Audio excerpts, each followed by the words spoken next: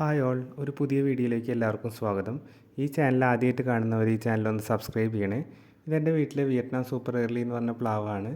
ഈ പ്ലാവിൽ നന്നായി ചക്കയൊക്കെ ഉണ്ടാകുന്ന പ്ലാവാണ്. ഇത് വെച്ചിട്ട് ഏകദേശം ഒരു 3 വർഷത്തോളമായി. കഴിഞ്ഞ വർഷത്തിൽ ഏകദേശം ഒരു 10-20ഓളം ചക്ക ഉണ്ടായിട്ടുണ്ടായിരുന്നു. ഈ പ്ലാവ് ഞാനിപ്പോൾ ഈ ഉയരത്തിൽ വെച്ചിട്ട് മുറിച്ചിരിക്കുകയാണ്. ഏകദേശം ഒരു 15 അടിയോളം ഉയരമുണ്ടായിരുന്ന പ്ലാവാണ്. ഈ പ്ലാവ് ഞാനിപ്പോൾ ഒരു അര അടി ഉയരത്തോളം വെച്ച് മുറിച്ചത് വേറെ ഒന്നും കൊണ്ടല്ല. ഈ പ്ലാവ് ഇത്രയും ഉയരത്തിൽ പോകുമ്പോൾ ചക്ക പറിക്കാൻ ഭയങ്കര ബുദ്ധിമുട്ടൊക്കെ ആയിരുന്നു കഴിഞ്ഞ പ്രാവശ്യം. അപ്പോൾ ഈ പ്ലാവ് നമുക്ക് ഉയരം കുറച്ച് വളർത്താം എന്ന ഉദ്ദേശത്തിലാണ് ഇപ്പോൾ ഞാനിത് പ്ലാവ് ഇത്ര ഉയരത്തിൽ മുറിച്ചിരിക്കുന്നത്.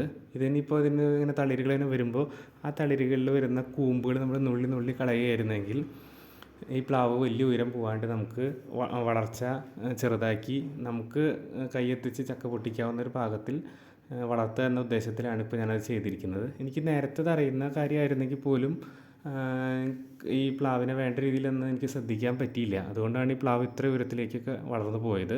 നിങ്ങളിൽ പലർക്കും ഈ കാര്യം അറിയുന്നതായിരിക്കാം, എങ്കിലും അറിയാത്തവർക്ക് വേണ്ടിയിട്ടാണ് ഈ ഇൻഫർമേഷൻ ഷെയർ ചെയ്യുന്നത്. അപ്പോൾ നമ്മളിതെങ്ങനെ ചെയ്യാമെന്നുള്ളത് ഞാൻ നിങ്ങൾക്ക് പറഞ്ഞുതരാം.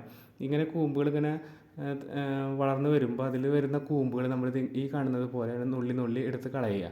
അങ്ങനെ നുള്ളി കളയുമ്പോൾ അവിടുന്ന് പുതിയ ഇള പൊട്ടി വരും. അതിൽ പൊട്ടി വരുമ്പോൾ വീണ്ടും കുറച്ച് വളരുമ്പോൾ ഈ പാകമാകുമ്പോൾ നമ്മളത് വീണ്ടും അങ്ങനെ നുള്ളി കളയുക. നുള്ളി കളയുമ്പോൾ അത് കൂടുതൽ ബുഷിയായിട്ട് അങ്ങനെ നന്നായി വളർന്നു വരും. അപ്പോൾ അത് വലിയ ഉയരത്തിലേക്ക് പോവില്ല പ്ലാവ്. അപ്പോൾ അത് അതിലൊക്കെ ആ ബ്രാഞ്ചസിലൊക്കെ ചക്ക ഉണ്ടാകാനുള്ള സാധ്യത ഉണ്ട്.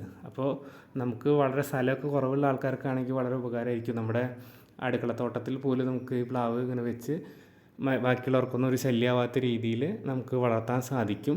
അപ്പോൾ സ്ഥലക്കുറവുള്ളവർക്ക് വളരെ ഉപകാരപ്രദമായിട്ടുള്ളൊരു രീതിയിൽ പ്ലാവ് ഇങ്ങനെ ചെയ്യുകയാണെങ്കിൽ നമുക്ക് വളർത്തിയെടുക്കാം. പ്ലാവ് എന്നല്ല, ഏത് ചെടിയും നമുക്കിങ്ങനെ ചെയ്യുകയാണെങ്കിൽ നല്ല രീതിയിൽ സ്ഥലക്കുറവ് ഒരു പ്രശ്നമല്ലാത്ത രീതിയിൽ നമുക്ക് എന്തും കൃഷി ചെയ്യാം. അപ്പോൾ ഞാൻ ഇപ്പോൾ അതിന് വേണ്ടിയിട്ടാണ് ഇപ്പോൾ ഇങ്ങനെ മുറിച്ചിട്ടുള്ളത്.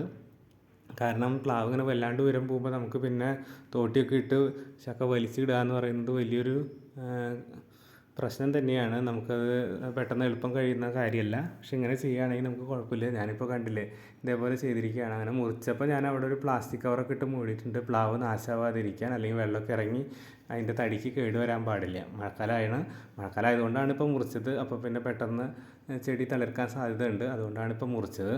അപ്പോൾ നിങ്ങൾ പ്ലാവ് നടുമ്പോൾ തന്നെ അങ്ങനെ ശ്രദ്ധിക്കുക. അങ്ങനെ നടുമ്പോൾ തന്നെ വളർന്നു വരുന്നതിനനുസരിച്ച് അതിൻ്റെ കൂമ്പ് ഇങ്ങനെ നുള്ളി കളയുകയാണെങ്കിൽ പ്ലാവ് വലിയ ഉയരം പോവില്ല. Okay, thanks for watching this video.